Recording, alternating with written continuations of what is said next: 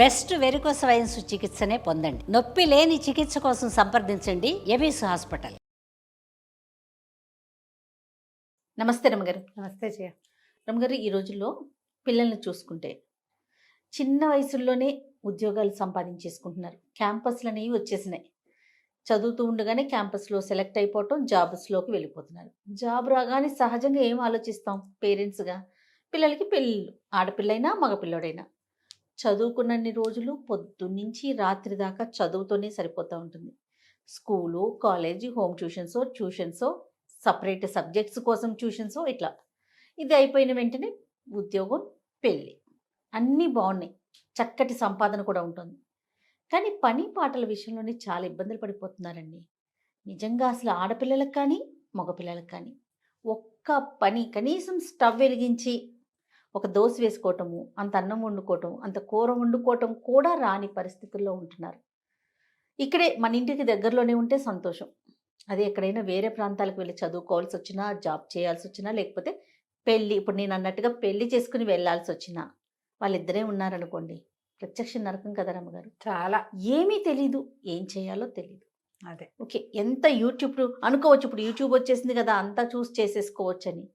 ప్రాక్టికల్గా మనం ఇంట్లో చేసుకునేది యూట్యూబ్ చూసి ఒకేసారి ఇలా చూసి అలా చేసేదానికి చాలా డిఫరెన్స్ ఉండదు. ఖచ్చితంగా ఉంటుంది. అది అంటే మనం నేర్పించలేకపోతున్నామా, లేకపోతే అంత టైం ఉండట్లేదా, వాళ్ళే కేటాయించలేకపోతున్నారు, లేకపోతే ఇప్పుడే ఎందుకులే పెళ్ళైనాక ఎట్లానో తప్పదు కదా అనే ఒక ఆలోచనతో వదిలేస్తున్నారా? నాకు అర్థం కాదు. మగపిల్లల విషయంకి వచ్చేసరికి మగపిల్లలకి అస్సలు రాని పిల్లలు కూడా చాలా మంది ఉన్నారు రమ్మగారు. అవును, ముద్దుగా పెంచుతారు జయ.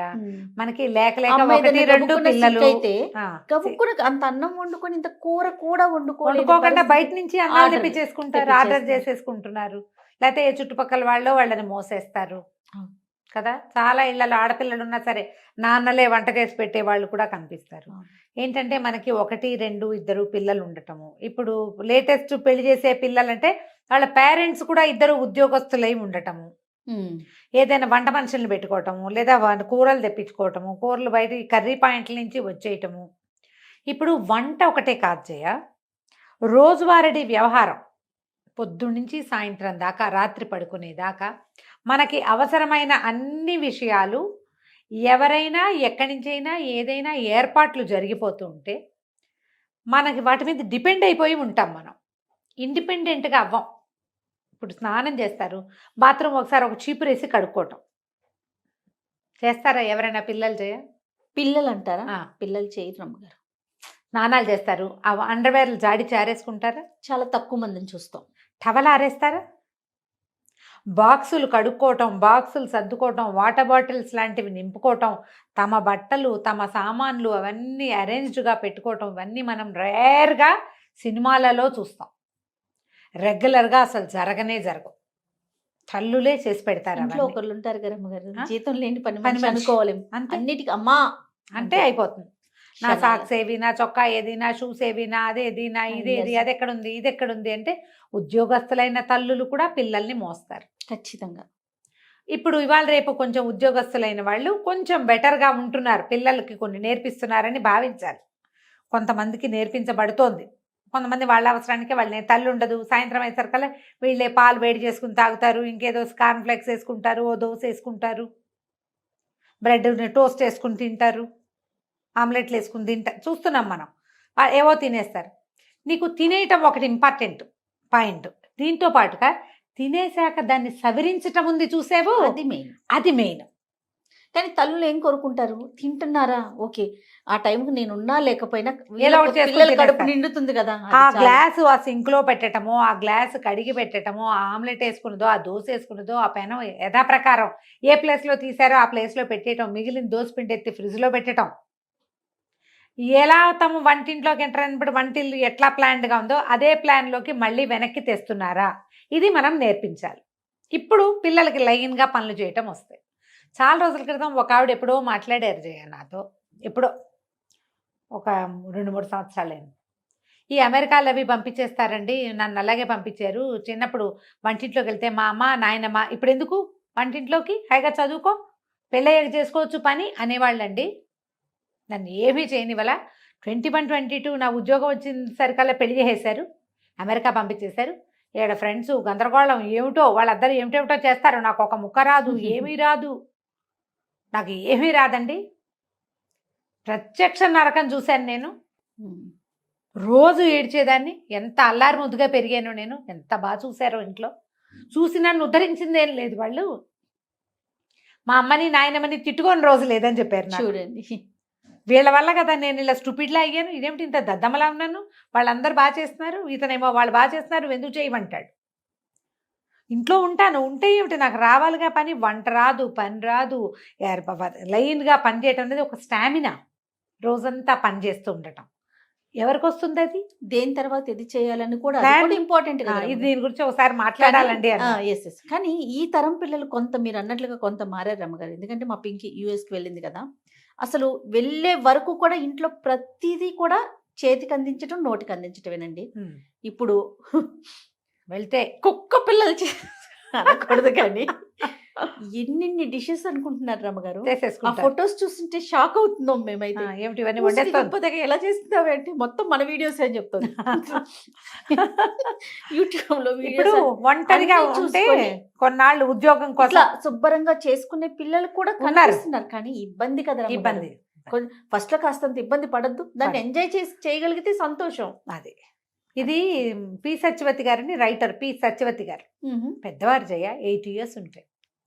వారి కథలు భలే బాగుంటాయి. అందులో ఒక కథ రాశారు, ఒక రాజా ఒక రాణి అని. ఓ, దీనికి ఒక కథ కూడా ఉందా? భలే బాగుంది, ఇంట్రెస్టింగ్గా. అమ్మాయిని వాళ్ళ అమ్మ అది ఎప్పుడే ఇంజనీరింగ్ అయింది, కాలేజీలో అది ఆఫీస్లో చేరింది, క్యాంపస్ సెలెక్షన్. ఎంతో బాగుంది. అది ఫ్రెండ్స్తో మాట్లాడుకుంటుంటే పని పిల్ల వస్తుంది, జ్యూస్ ఇస్తుంది, జ్యూస్ తాగాక జ్యూస్ గ్లాస్ పట్టుకెళ్తుంది. వంట ఆవిడ వంటింట్లో వంట చేస్తుంది. పెళ్లి చూపులు అరేంజ్ చేసాం, నువ్వు రా, నీకు దీని దగ్గరికి బీరువా దగ్గరికి ఏం బట్టలు వేసుకోవాలో చెప్తానంటుంది వాళ్ళమ్మ. ఈ ఫోన్లో కబుర్లు చెప్పుకుంటూనే వాళ్ళ అమ్మ దేవతోటి వెళ్ళి రేపు పెళ్లి వాళ్ళు వస్తే వేసుకోవాల్సిన డ్రెస్సు, దానికి మ్యాచింగ్ నగలు, కావాలంటే ఇంకో డ్రెస్సు కుట్టిద్దాం, అన్నీ వాళ్ళ అమ్మే అరేంజ్ చేసింది. పెళ్లి చూపులు, పెళ్ళైపోయింది. పెళ్ళైపోయిన తర్వాత ఏమిటి ఇప్పుడు ఎవరైనా వస్తే ఏం బట్టలు వేసుకోవాలో అమ్మే చెప్పాలి. దాని మీదకి నగేం పెట్టుకోవాలో, చెవులకి ఏం పెట్టుకోవాలో, ఎలాంటి వేసుకోవాలో, చెప్పులు ఏం వేసుకోవాలో అమ్మే. వంటింట్లో వంట మనిషి ఉంది, పై పిల్లకి చిన్నపిల్ల ఉంది, పై పనులకి అన్నీ అది అందిస్తుంది. ఇది బొమ్మలాగా తయారైతే చాలు, దాని ఇస్త్రీ బట్టలు రెడీగా ఉంటాయి, దాని ఫుడ్ ప్లేట్లో రెడీగా ఉంటుంది, లంచ్ బాక్స్ రెడీగా ఉంటుంది, వాటర్ బాటిల్ రెడీగా ఉంటుంది, హ్యాండ్ బ్యాగ్లో కూడా వాళ్ళ అమ్మ ఎప్పటికప్పుడు డబ్బులు ఉన్నాయా అని చెక్ చేసి డబ్బులు పెడుతుంది. పెళ్ళయింది. పెళ్ళైతే ఓ రోజు రాత్రి అల్లుడు ఫోన్ చేశాడు అర్జెంటుగా. ఏంటండి మీ అమ్మాయి ఒక మాట విందు, ఎంతసేపు ఆన్లైన్లోనే ఉంటుంది, ఫోన్లోనే ఉంటుంది, ఒక పని రాదు, ఎంతసేపు ఏడుస్తుంది, ఇండియా వెళ్ళిపోతానంటుంది, ఇదేమన్నా బెజవాడ బందరగా ఊరికే పంపించేసేయటానికి, అర్థం చేసుకోదు అని పెద్ద పెద్ద కేకలు పెట్టాడు. ఒక పని రాదు, ఏ పని చేయదు, ఎప్పుడు ఆన్లైన్లోనే ఉంటుంది అన్నాడు. కూతురుకి ఇచ్చాడు. ఇప్పుడు కూతురు ఏమైనా చెప్తే అల్లుడు వింటే బాగోదు కదా. ఎక్కడికి బోళ్ళంత ఖర్చు పెట్టాం పెళ్ళికి, కట్నం వద్దని బాగానే బోళ్ళంత ఖర్చు పెట్టించారు. కట్నాలు వద్దంటారు కదా, కట్నం వద్దు గ్రాండ్గా చేయండి అంటారు. ఇవాళ రేపు నేను ఇది అనుకుంటాను, ఓ 10 లక్షలు ఇవ్వండి అంటే 10 ఇచ్చి మిగిలినవన్నిటికీ కట్ చేయొచ్చు. ఇప్పుడు ఈ ఖర్చు అయిపోతే 10 కాస్త 30 అవుతోంది. అంతేగా, 30 అవుతుంది. అన్ని గ్రాండ్గానే. కట్నం లేదుగా, కట్నం లేదుగా, కట్నం లేదు, ఇదే పాట. కట్నం లేదు, కట్నం లేదు. కట్నం ఇచ్చిన రోజునే హాయిగా ఉందనుకుంటారు కొంతమంది ఫ్రెండ్స్ ఉన్నారు ఈ మధ్య, పెళ్ళిళ్ళే ఆడపిల్లలు పెళ్ళిళ్ళు చేసిన వాళ్ళు. కట్నం ఇచ్చిన రోజునే హాయిగా ఉంది, మేము ఇంతే చేయగలమండి అని చెప్పేవాళ్ళం. ఇప్పుడు వెళ్ళలేవు ఖర్చులకి. ఈ కూతురుతోటి మాట్లాడి కూతుర్ని, ఏమే ఎందుకమ్మా కాస్త పని చేయొచ్చు కదే, ఆ పాత్ర నేర్చుకుంటే. ఏం నేర్చుకోనమ్మా నేనేం నేర్చుకోను, ఏనాడైనా నన్ను ఏమైనా చేయనిచ్చారా? ఆఖరికి నా కాఫీ గ్లాస్ కూడా పని పిల్లే పట్టుకెళ్ళలేదు కదా. నాతో మీరు అడ్జస్ట్ అయ్యారు, ఇప్పుడు నేను ఎట్లా అడ్జస్ట్ అవ్వను ఇతనితోటి? ఎంతసేపు నన్ను పని మనిషిని అనుకుంటాడు, వాళ్ళ అమ్మలాగా చేయట్లేదంటాడు, కౌంటర్ శుభ్రంగా లేదంటాడు, బాత్రూములు కడగమంటాడు. నేను ఎప్పుడైనా చేశాను, ఇప్పుడు నన్ను అవన్నీ చేయమంటున్నాడు. నా వల్ల కాదు, బయటికి వెళ్ళడానికి వీలు లేదు, ఉద్యోగం లేదు, 6 నెలలు డిపెండెంట్ వీసా మీద ఉంటారు. శుభ్రంగా అక్కడే ఉంటే నేను ఇదయ్యేవాదని, టీమ్ లీడర్ అయిపోయేదాన్ని. ఉద్యోగం లేదు, డ్రైవింగ్ లైసెన్స్ లేదు, పబ్లిక్ ట్రాన్స్పోర్ట్ లేదు, జైల్లాగా ఉంది నాకు ఇల్లు, పని పని పని పని అంటాడు. ఎంతసేపు ఫ్రెండ్స్ని పిలుస్తాడు భోజనానికి, వాళ్ళంతకి వెళ్ళి తిన్నాం కదా మనము వండాలంటాడు. నా వల్ల అవన్నీ కావట్లేదని లబో దిబోమని పెళ్ళాడు. ఆవిడకి గుర్తొచ్చింది, తను ఉద్యోగం చేసే రోజున కూతురు పుడితే వాళ్ళ అమ్మ, ఇంత చంటి పిల్లతో నువ్వేం చేస్తావు, నీ దారి నువ్వు జాబు పో, పిల్లని నేను పెంచుతాలే అని చంటి పిల్లని 6 నెలలు ఉండి ఆ పిల్లని తీసుకుపోయింది వాళ్ళమ్మ. 10 ఏళ్ళు ఆవిడ పెంచింది. తర్వాత 13 ఏళ్ళు ఈవిడ దగ్గర ఉంది. అమ్మకు ఫోన్ చేసి నువ్వే చేసావు, దానికి ఒక్క పని రాదు అని పోటాడు.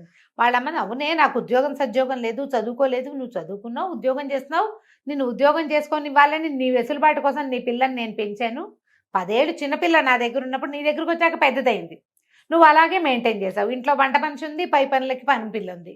కొన్ని మిగిలిన పై పనులన్నీ నువ్వు సర్దావు. పిల్లకి నచ్చ చెప్పుకోమంటే ఈవిడ పోయి వియ్యపురాలకి ఫోన్ చేసింది.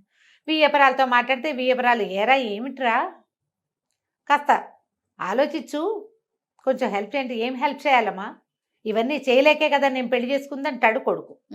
అనేసరికల్ మరి పని చేయాలంటే నువ్వు చదువుకున్న పిల్లని ఎందుకు కావాలనుకున్నావురా అంటే ఏమో నాకేం తెలుసు, అన్నీ మంచివి, కాలేజీ ఇంటర్మీడియట్ కాలేజీ మంచిది మీరే సెలెక్ట్ చేశారు, డిగ్రీ ఇంజనీరింగ్ కాలేజీ మంచిది, ఇదే మంచిది అన్నారు. 4 క్యాంపస్లు వస్తే ఇదే మంచిదని ఓ క్యాంపస్కి పంపారు. 6 డజన్ కాలేజీల్లో సీట్ వస్తే ఈ కాలేజీయే మంచిదన్నారు. ఈ సంబంధం మంచిదని నువ్వు చెప్పావు, నేను చేసుకున్నా అంతే. నాకు కావాల్సినవన్నీ మీరు అవన్నీ సరిగ్గా చేసినప్పుడు ఇది కూడా సరిగ్గా చేసి ఉండాలిగా మీరు అనేసాడు. ఈ పిల్ల ఏడ్చుకుంటూ వాళ్ళ ఫ్రెండ్కి ఎవరికో ఫోన్ చేసింది. నేనేం చేయను, నాకు అర్థం కావట్లేదు, ఇది ఒక జైల్లాగా ఉంది, ఎంతసేపు పని అంటాడు, హెల్ప్ చేయమంటే ఇవన్నీ చేయకుండా ఉండడానికే నేను పెళ్లి చేసుకున్నానని చెప్తున్నాడు సిగ్గు లేకుండా.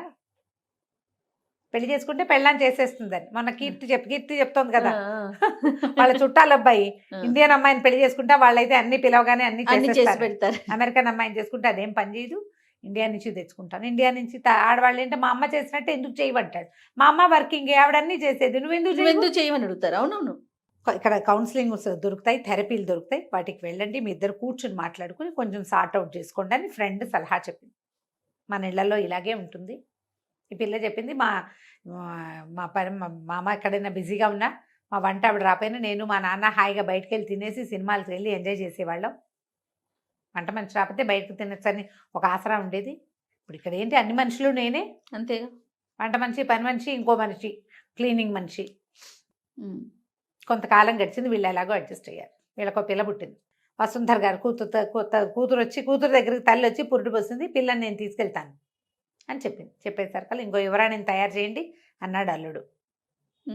వాళ్ళ అల్లుడు తండ్రి ఏమో పంపించరా, వాళ్ళే కాదు మేము కూడా ఉన్నాం కదా, మేము పంచుకుంటానులే, ఆవిడ ఒకదాని మీద పడేయకుండా పిల్లని 4 రోజులట్టు తిప్పి కొంచెం పెద్దదయ్యాక మీకు ఇస్తాము అంటే, ఈ అమ్మాయి ఏం చెప్పిందంటే, వద్దమ్మా నువ్వు అడ్జస్ట్మెంట్ నేర్చుకోమన్నావు, నేను నేర్చుకున్నాను, ఇప్పుడు కూడా ఈ అడ్జస్ట్మెంట్ నేనే చేసుకుంటా, మాతో పాటే ఉంటే అడ్జస్ట్ అవటం మా పిల్లకి అలవాటు అవుతుంది, మీ దగ్గర ఉంటే అవ్వదు, నేను నా పిల్లని నీకు ఇవ్వనని చెప్పేసి. ఈ కొత్త డైలాగులకి తల్లి ఆశ్చర్యపోయింది. ఎందుకంటే జీవితంలో ఒకసారి కనుక మనం ముందుకెళ్తే మనకి తెలుస్తుంది. పెద్దవాళ్ళు ఏం చేస్తామంటే మనము పిల్లలకి చక్కగా ఉండటం, మేనర్స్ గీనర్స్ నేర్పిస్తాం కదా, నీట్గా డ్రెస్ చేసుకోవడం, బాగా కూర్చోవడం, కాళ్ళ దగ్గర పెట్టుకో, ఇలాంటివి చెప్తాం కదా. లైన్గా పని చేయటము, అడ్జస్ట్మెంట్ ఉండటము, లొంగి ఉండటము మనం ప్రాక్టీస్ చెయ్యం, ఇవ్వం. మనం వివాహం అనగానే లొంగి ఉండటం, ఆడ మగ ఇద్దరు కూడా ఎక్కడో చోట దిగటం, ఆగటం, తగ్గటం, లొంగి పని చేయటం, ఈ ప్రాక్టీసు కావాల్సిందే. దీనికి మొదట నో చెప్పటం నేర్చుకోండి. ఇది వరకు చెప్పాం మనం ఈ మాట. పిల్లలకి నో చెప్పాలి. వాళ్ళ చేతుల్లో నుంచి గ్లాసులు ప్లేట్లు తీసుకునే పనులు చేయబోకండి. తిన్న ప్లేటు ఎక్కడ పెట్టాలో అక్కడ పెట్టి తీరాలి. ఆ అమ్మాయి ఐఏఎస్ చదువుతున్నా సరే, ఎంబీబీఎస్లు ఐఏఎస్లైనా దీనికి ఇది కాదు.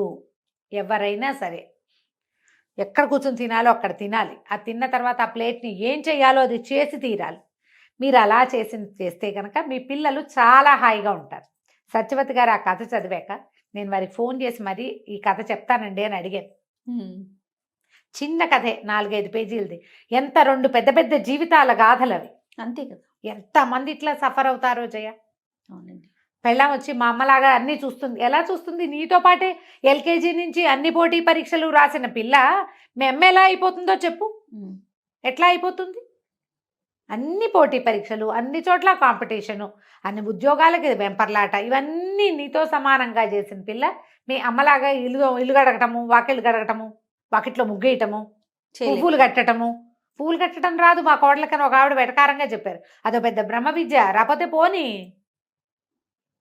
వరకు నేర్చుకునేవాళ్ళం చిన్నప్పుడు. ఎండాకాలం పువ్వులు కట్టడం నేర్చుకోవటం, ముగ్గులు వేయటం నేర్చుకోవటం, మెహందీ పెట్టడం, అవన్నీ నేర్చుకునేవాళ్ళం. ఇప్పుడు అసలు ఏవి పిల్లలకి, వాళ్ళకి ఇంట్రెస్ట్ ఉంటే నేర్చుకుంటారు, లేకపోతే లేదు.